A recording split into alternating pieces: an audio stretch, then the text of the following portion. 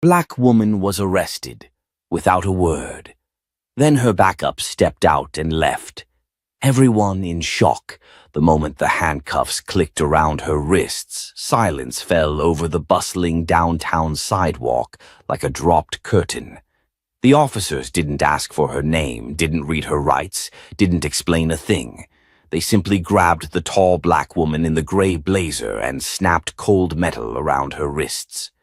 "No sudden moves," barked Officer Malloy, his jaw tight and voice edged with something darker than authority. "You fit the description." "I fit the description?" she said calmly, barely blinking.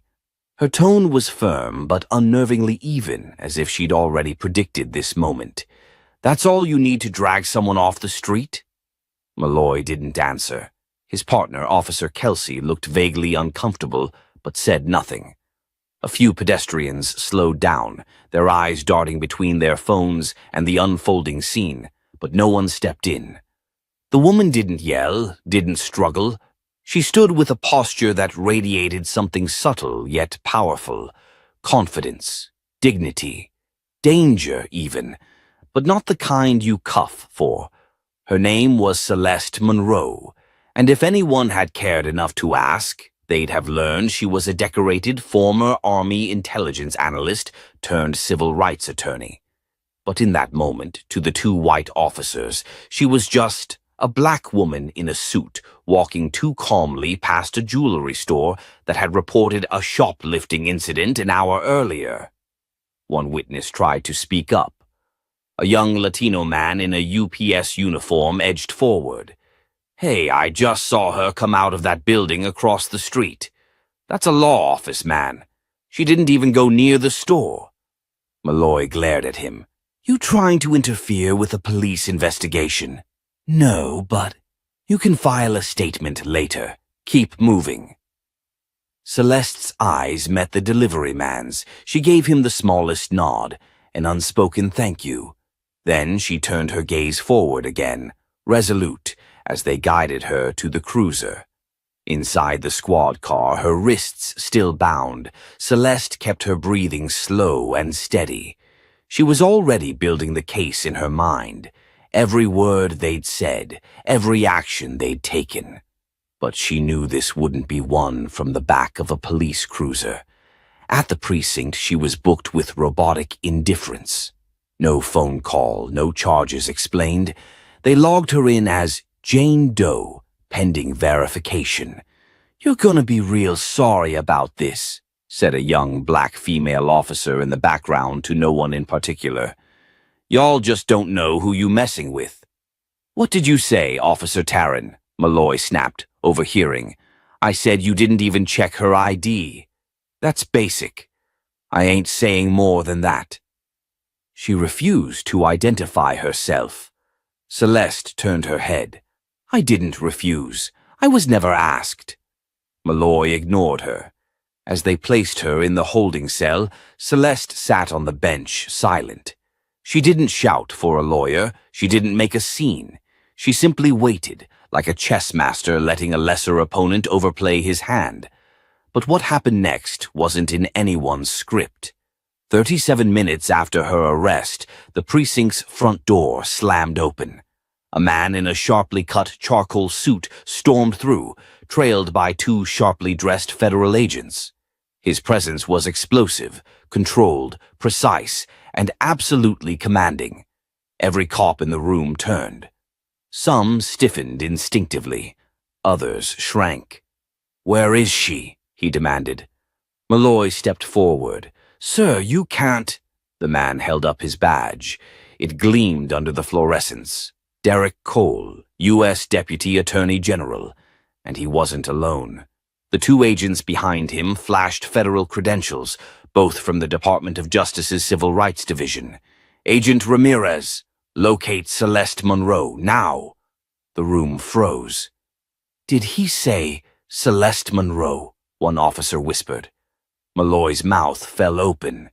"You're telling me you arrested Celeste Monroe, the attorney leading the class action lawsuit against the NYPD?" Ramirez asked, his voice sharp and incredulous. The silence that followed could have shattered glass. Derek stepped closer to Malloy. You cuffed her on a public street, without probable cause. No Miranda, no call, and you logged her as Jane Doe? We thought she was.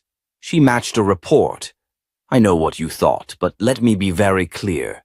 You just arrested the lead counsel in a federal case targeting your department. She was on her way to file evidence at the federal courthouse. You have no idea the storm you just walked into. Ramirez and the other agent disappeared down the corridor, heading toward the holding cells. Malloy looked like the ground had just dropped out from under him. Officer Taryn watched, arms folded. Tried to tell y'all. When the agents returned with Celeste, uncuffed and composed, her expression was unreadable. Derek met her at the entrance to the bullpen. "You okay?" he asked quietly. Celeste nodded. "I'm fine, but they're not."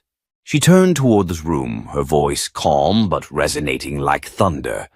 "I will see every one of you in court." Then she walked out, leaving behind a silence heavier than the slamming of any cell door. But it wasn't over. Not by a long shot. Because what happened that day wasn't just a mistake. It was a crack in a system she had long been fighting to expose. And now she had something better than evidence.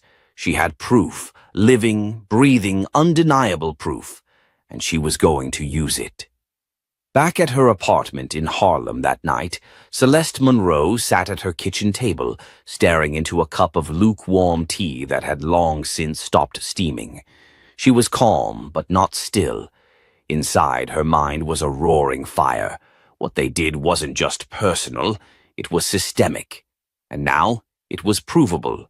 Across from her sat Derek Cole, his tie loosened, sleeves rolled up. He'd stayed, insisting on it.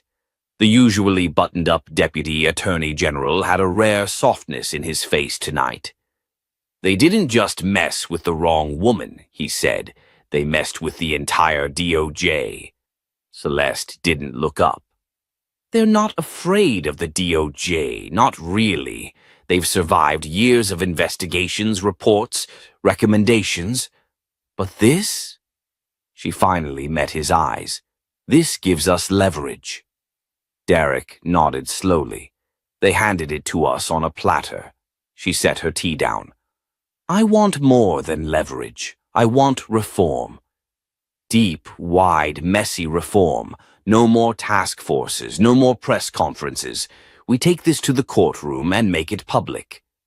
Then we'll need the right case." "Oh, I've got one," she said. "Mine."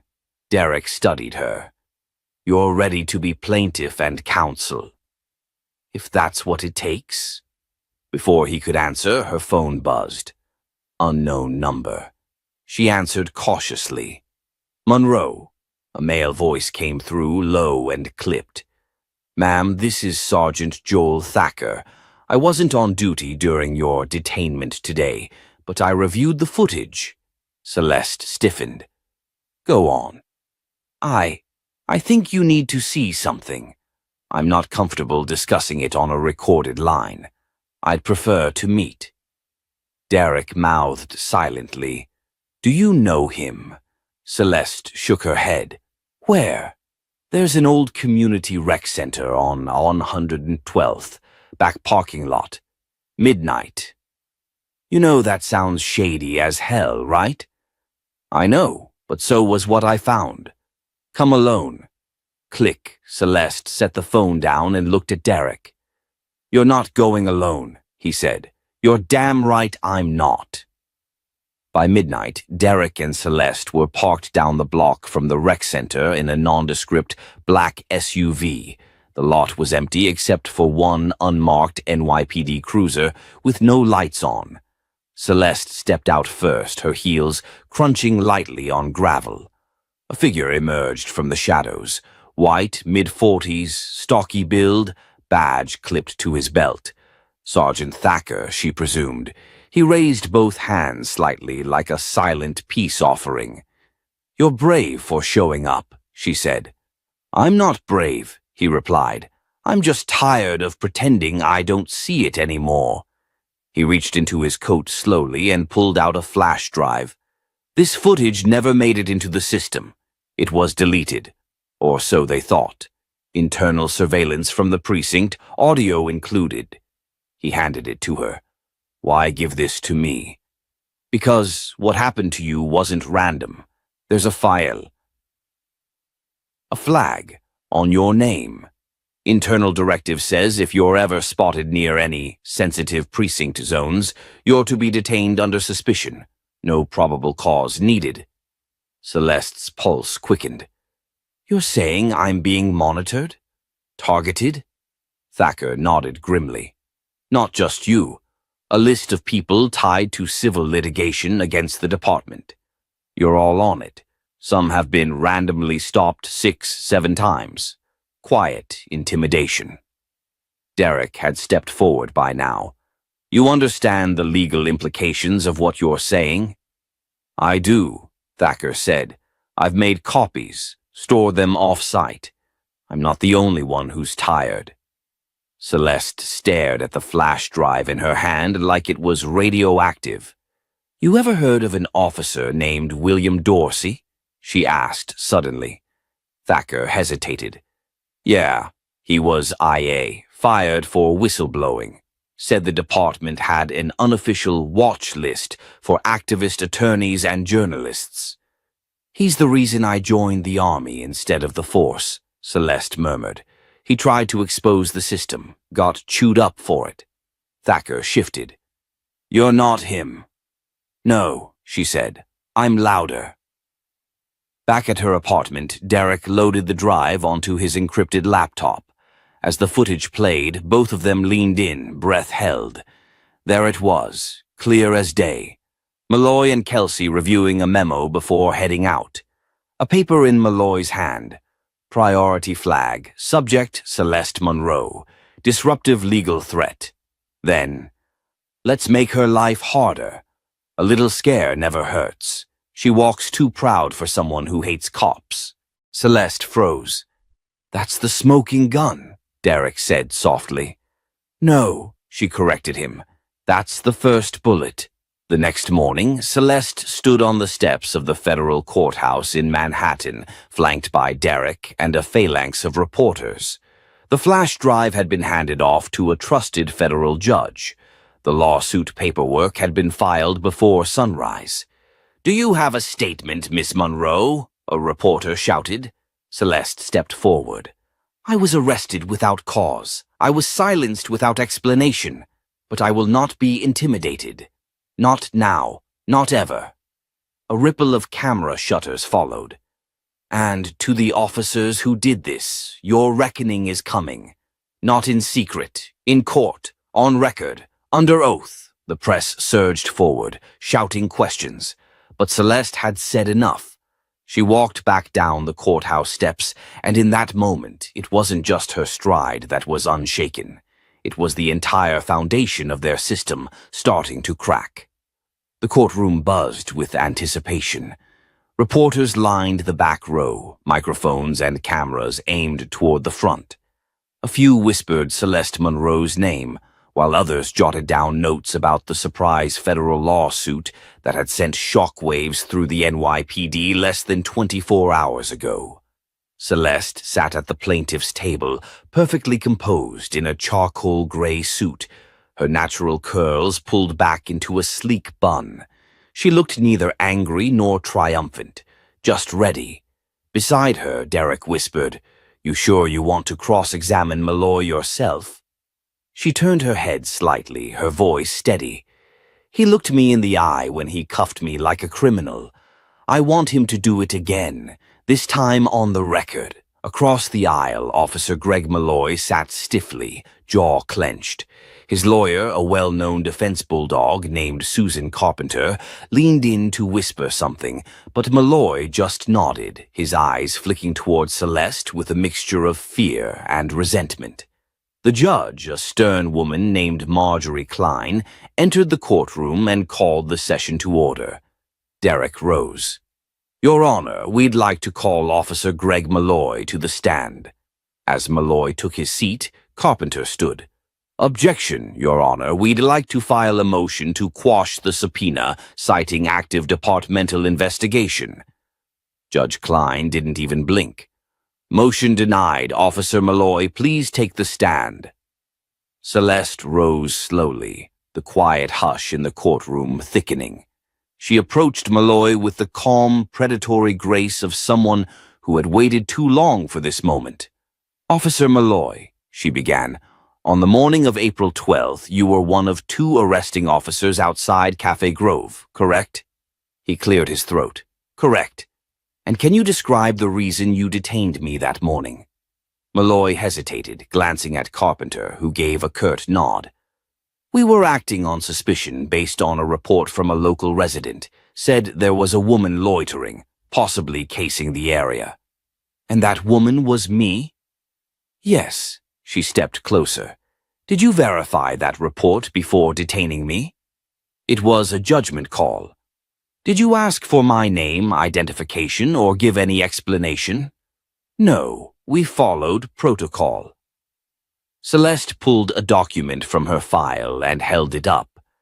"Is this the memo you reviewed that morning?" He shifted in his seat. "I can't confirm without seeing it." She handed it to the bailiff, who passed it over. Malloy scanned it, and his jaw twitched. "It is. So you did have prior knowledge of me before the alleged complaint?" His lawyer stood. "Objection. This line of questioning is inflammatory and assumes motive." Judge Klein raised an eyebrow. "Counselor, if your client reviewed that document, it goes directly to motive. Overruled." Celeste stepped even closer. "Let's be honest, Officer Malloy.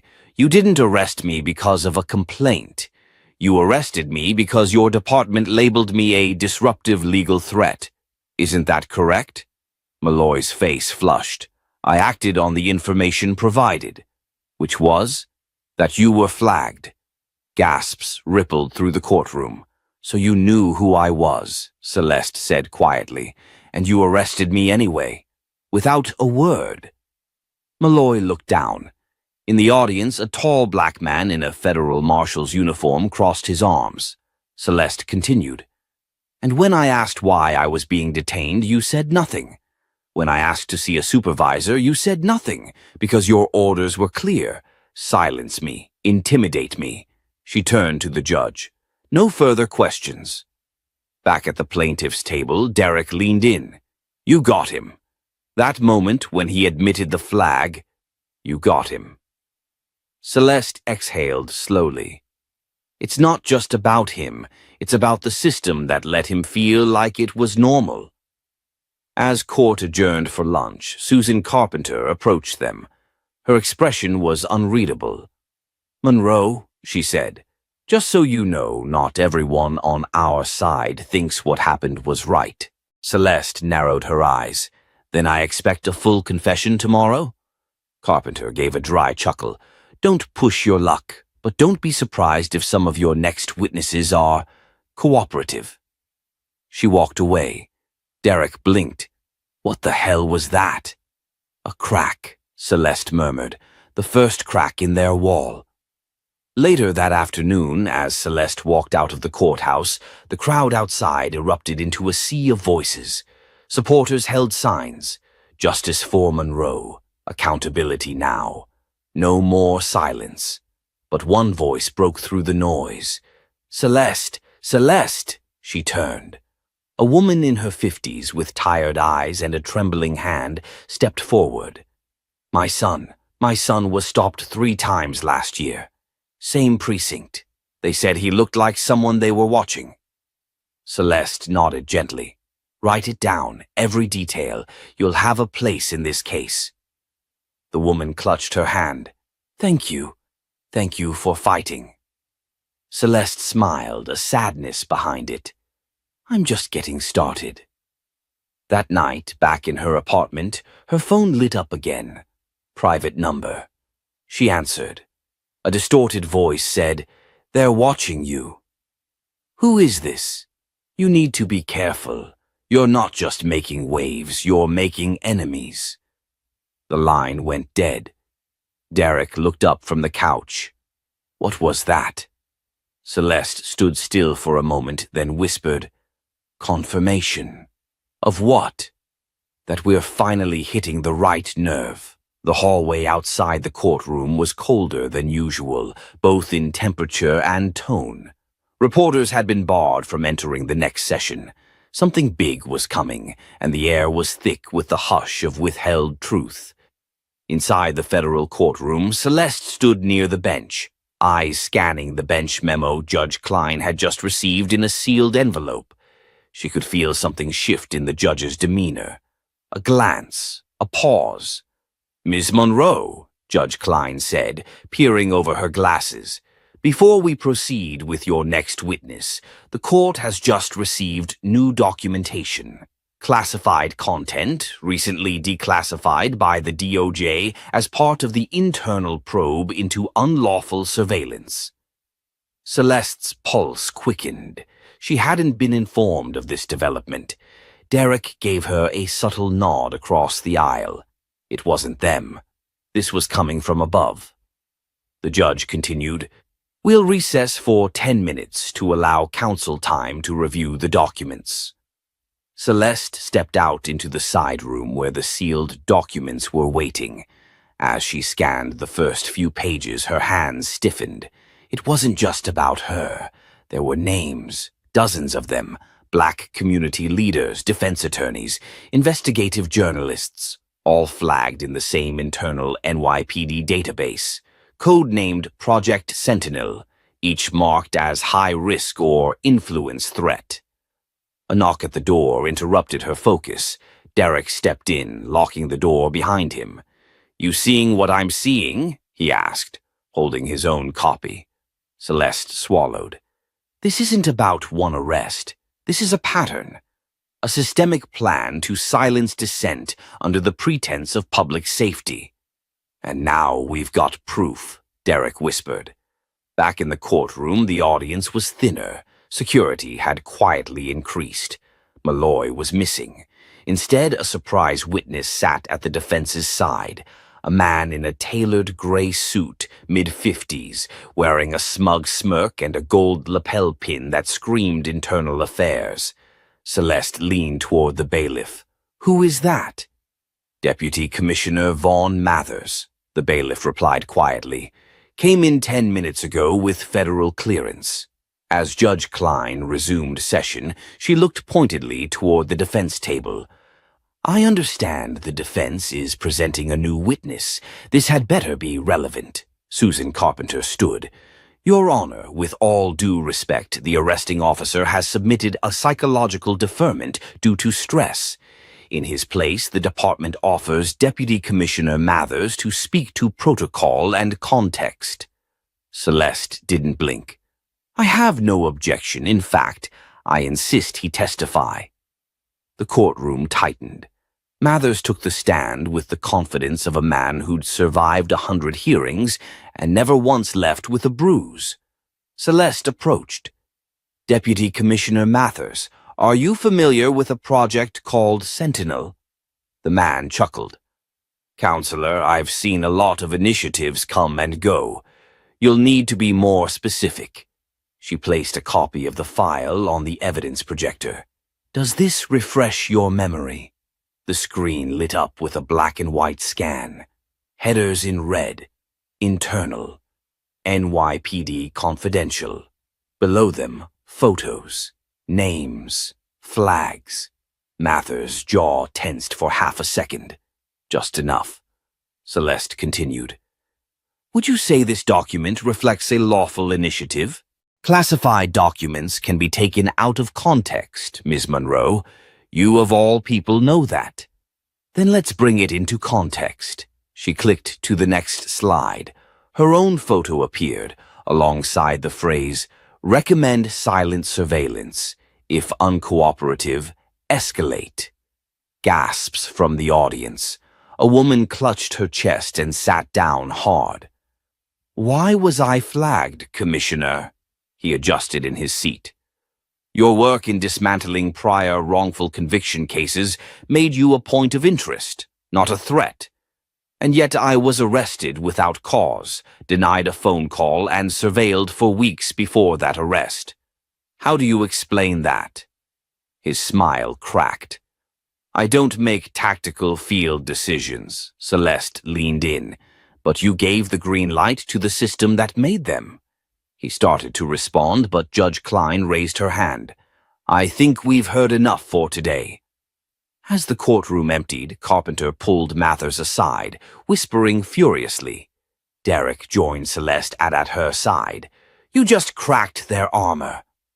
Celeste's expression was unreadable. "We'll need more than cracks. We need it to collapse." That evening, Celeste met with a small group in a quiet Harlem community center. Journalists, lawyers, families of those wrongfully detained. She stood before them, exhausted but defiant. "They thought arresting me would be a message, but it backfired. What they didn't know," she said, pointing at the crowd, "is that my backup wasn't just one person. My backup is all of you." A hand shot up, a teenage boy, nervous but firm. "Do you think this will change anything?" Celeste paused. "Not unless we make it." And then she handed him the mic. The next morning, Celeste Monroe walked into the district attorney's office, not as a victim seeking redress, but as a woman on a mission to dismantle the rot from the inside. The leaked documents had started to circulate. Overnight, several local outlets published early reports about Project Sentinel, though redacted. The heat was growing, but not nearly fast enough. She took the elevator to the 10th floor. Each floor seemed quieter than the last, as if the building itself was holding its breath. When the doors opened, she found a welcome committee, sort of. Standing in front of her office were two men in suits. One had the polished stiffness of federal protocol. The other wore a badge clipped to his belt. "Ms. Monroe," the older one said, his voice low and even. "Agent Bryant, Department of Justice. This is Special Investigator Tim Reyes. Mind if we talk?" Celeste narrowed her eyes. "In my office." She let them in and closed the door behind them. "Is this about Sentinel?" Bryant nodded. "We've had eyes on pieces of it for months. Your arrest was the trigger we needed." "So I was bait?" "No. You were the red flag that forced people to start asking the right questions." Celeste folded her arms. "What do you want from me?" "We need access, every case file you can legally provide. Any anomaly, patterns, and you'll need protection." That last word hit differently. It wasn't a suggestion. It was a warning. Meanwhile, across town, Deputy Commissioner Mathers stood inside a private conference room at City Hall, facing a room full of grim faces, mayoral aides, legal advisors, a silent representative from Internal Affairs. He was cornered. "This thing is spiraling," one advisor barked. "You didn't tell us Monroe had connections with the DOJ." Mathers clenched his jaw. "She wasn't supposed to. We had eyes on her for months. Nothing stuck. You had her arrested. She was digging too close. Now she's got every eye in the state on you." Mathers walked to the window. "Then we need to discredit her. Find something. Anything. She's clean. Then plant something." The room went silent, even for this group that crossed a line. Back in her office, Celeste was dialing numbers, scanning files, and flipping through boxes of old cases. She was looking for connections, victims, names on the Sentinel list who had reached out before but were dismissed. One name stopped her: Jordan Ames. Wrongful possession. Case dropped. No follow-up. Arrested 3 times. No convictions. She pulled the file. A photo fell out. Jordan, mid-20s, standing with a public defender, bruised and handcuffed. There was a number scribbled on the back. She called. "Hello," a voice answered, cautious. "This is Celeste Monroe. I'm reopening your file." Silence. "I didn't think anyone would ever say that," he whispered. "Meet me at the Harlem Community Legal Center at 6. Come alone. Tell no one." That night, Celeste sat in a quiet room above the community center, waiting. At 6:07, the door creaked open. Jordan stepped in, thin, wary eyes, but a spark of something still alive behind them. "I kept everything," he said before she could speak. "Every file, every photo, even the police reports they tried to take from me. I knew one day someone would come asking." She leaned forward. "They flagged you. You were on the Sentinel list. You weren't paranoid." Jordan exhaled sharply, like he'd been holding that breath for years. Celeste reached out. "I need your help.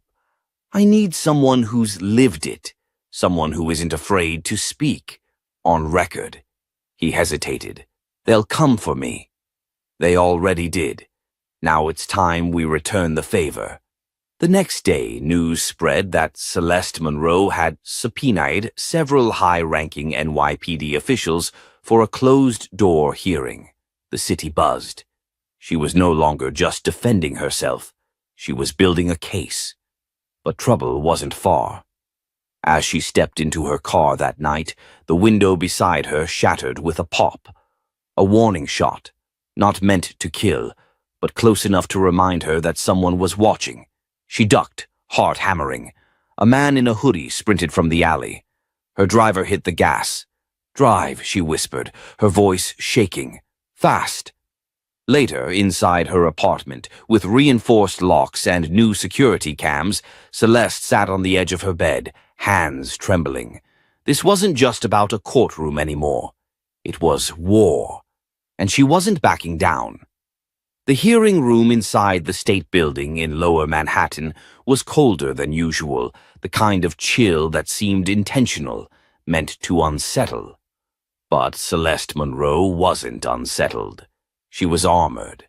Wearing a sharp navy pantsuit and carrying a thick leather case filled with files and sworn testimonies, she entered the room like a storm. At the long oak table sat the city's legal counsel, 2 deputy commissioners, and 3 officers who had once laughed when she was arrested without a word. Today the silence was on them. The judge, a silver-haired woman named Evelyn Ramirez, glanced at the room through thin glasses. She had a reputation, blunt, fair, and impossible to intimidate.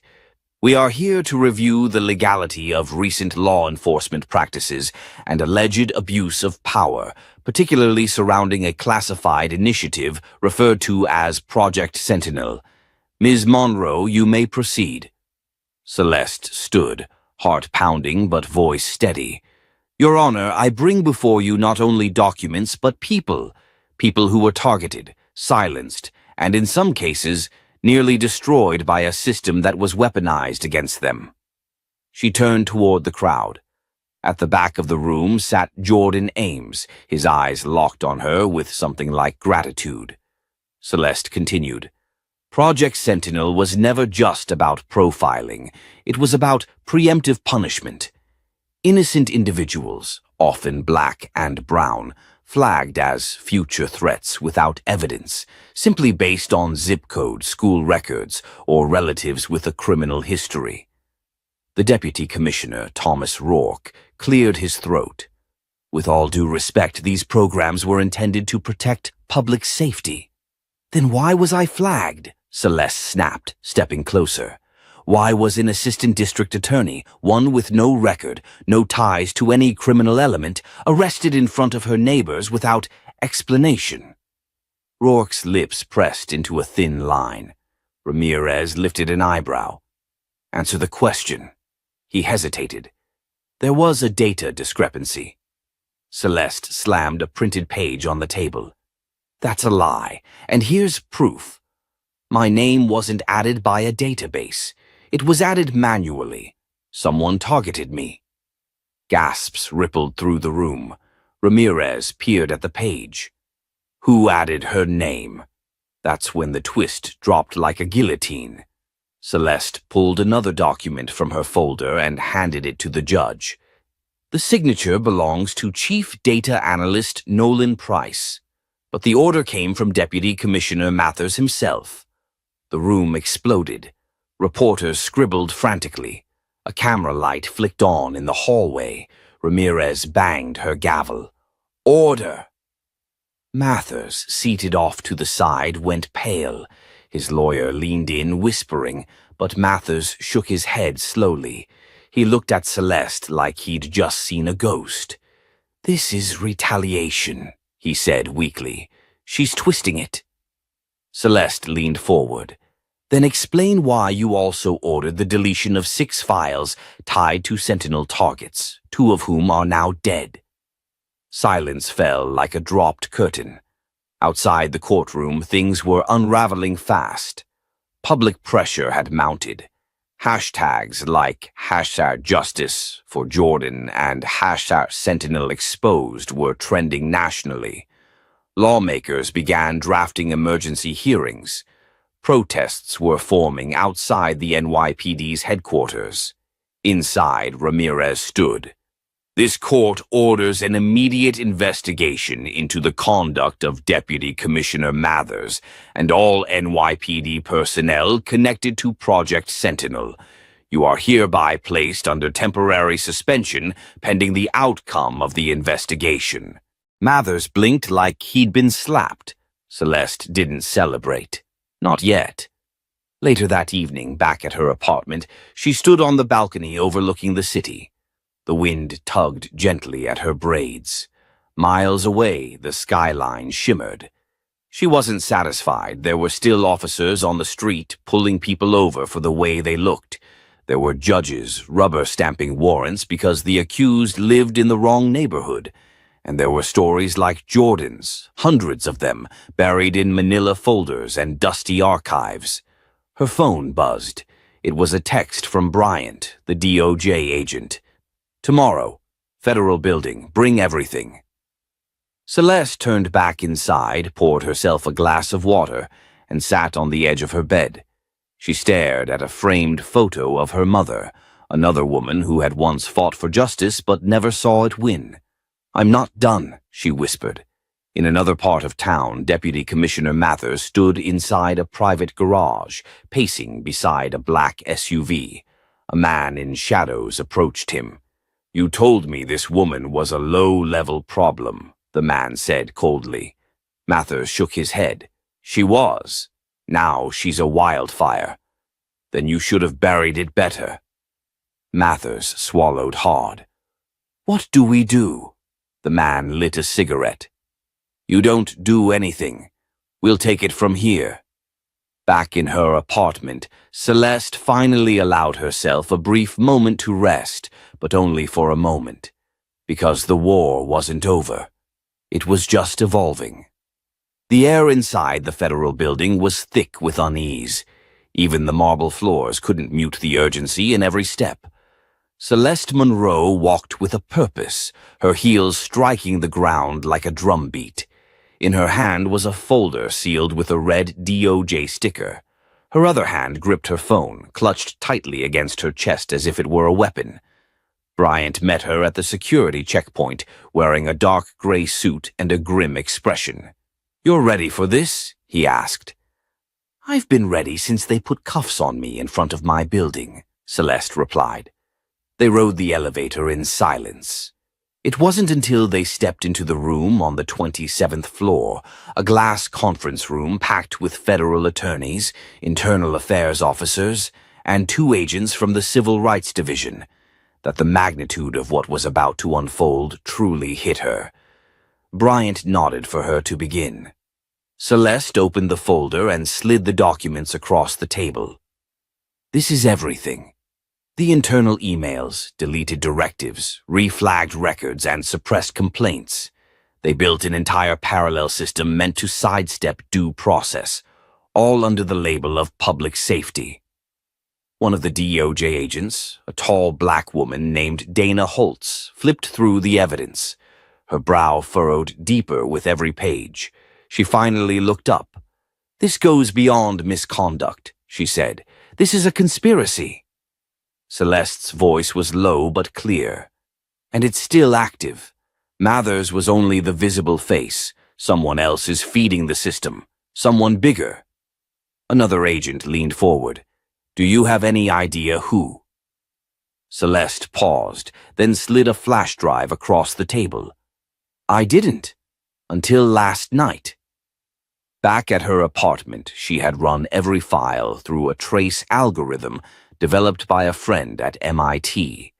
A digital fingerprint had emerged, an administrative override linked to a clearance level above the NYPD and even above the local FB office. Homeland Security, Bryant had whispered when she showed him. Celeste shook her head. No, it's deeper. Private. In the conference room now, Dana inserted the drive. Within seconds, the screen showed a familiar name. Michael Zern, someone read aloud. Executive Director, Aegis Systems. Bryant blinked. They're a federal contractor.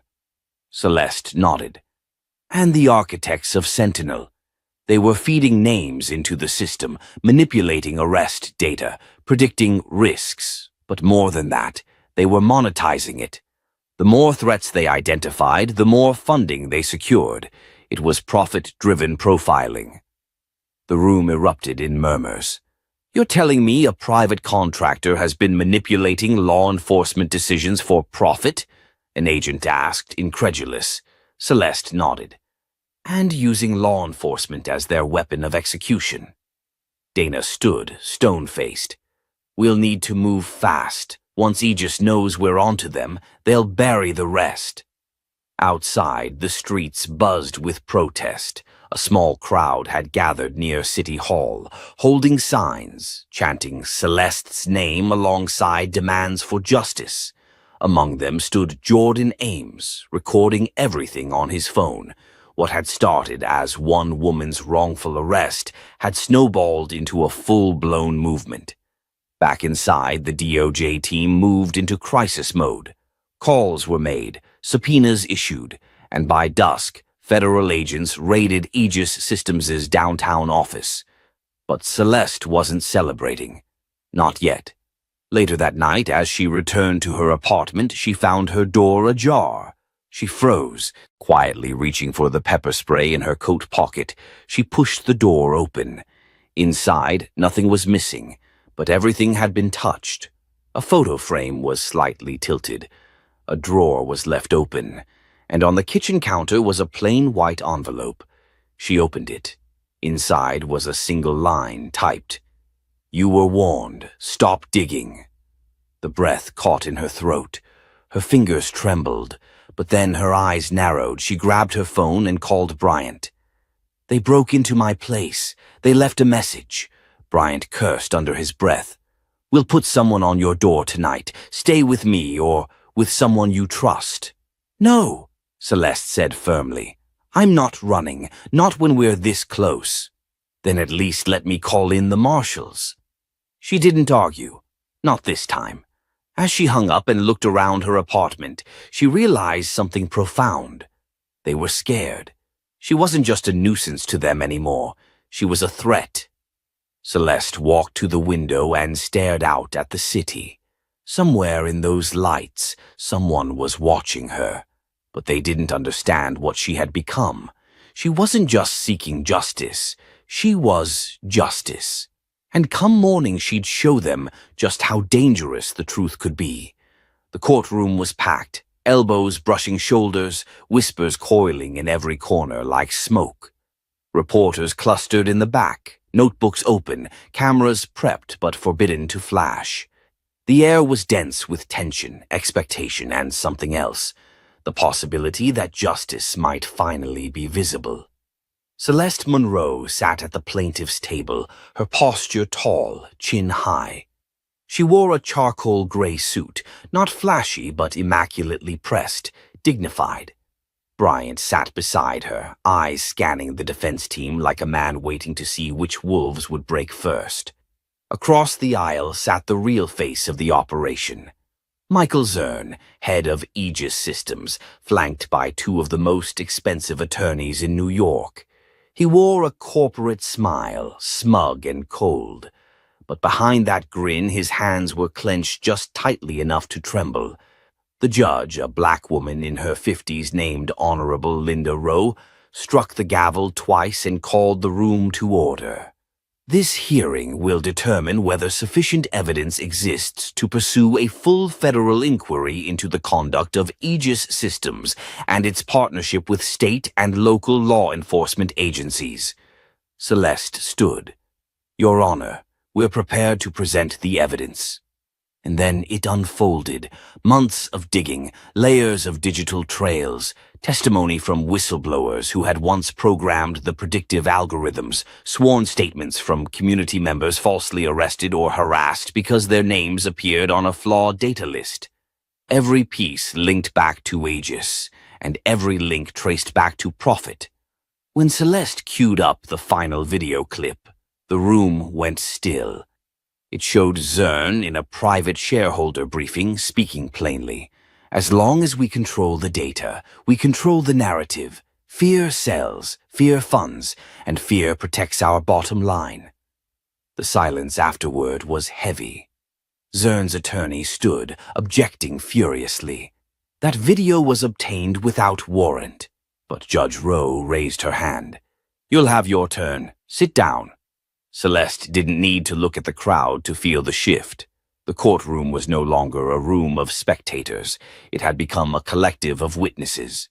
Outside, protests surged into a citywide wave. People gathered not just in New York, but in Chicago, Atlanta, Oakland, and D.C. They held signs with Celeste's name and others wrongfully profiled. The words were simple. We are watching now. Back in the courtroom, Judge Rowe looked at Zern. You will surrender all internal communications and grant DOJ full access to your systems for forensic examination. This court finds probable cause for a criminal investigation. Zern's expression cracked. The arrogance drained from his face. He glanced at his attorneys, then at the press, as if finally understanding that no amount of money would shield him from the truth anymore. As the gavel struck again, the room erupted, not in chaos, but in resolve. Celeste stepped outside to a wall of cheers and reporters. Flashbulbs exploded. Microphones rushed toward her. Celeste, how do you feel? Do you think justice has been served? What happens next? She held up her hand, commanding quiet not by force, but by presence. I didn't come here to be a symbol, she said. I came here because I was arrested for walking to work while black. I came here because I was denied the dignity every citizen deserves. But this isn't just about me. This is about every name in that database. Every person judged by an algorithm instead of a courtroom. Every life derailed quietly, without headlines or hashtags. She paused, looking out over the crowd. Justice doesn't happen in one courtroom or one day. It happens when we decide we're not afraid to be seen, when we stand up, speak out, and keep pushing, even when they tell us to sit down. Then she turned and walked down the courthouse steps, not as a victim, not even as a victor, but as something more dangerous to corruption than either. A believer. That night, Bryant met her on a rooftop bar downtown. The skyline glittered behind them like a constellation of unfinished promises. Did you ever think it would end like this? He asked. Celeste smiled. It hasn't ended. He clinked his glass against hers. No, but maybe it finally started. And far below, on the streets of the city she had once feared walking alone in, someone held up a cardboard sign with a hand-drawn message. Justice doesn't knock. It kicks the damn door open. If this story moved you, if it made you think, if it made you feel, don't scroll past. Like, share, and subscribe to Voices Unheard. We bring light to stories that deserve to be seen. Your support helps us keep telling the truth, loud, raw, and real.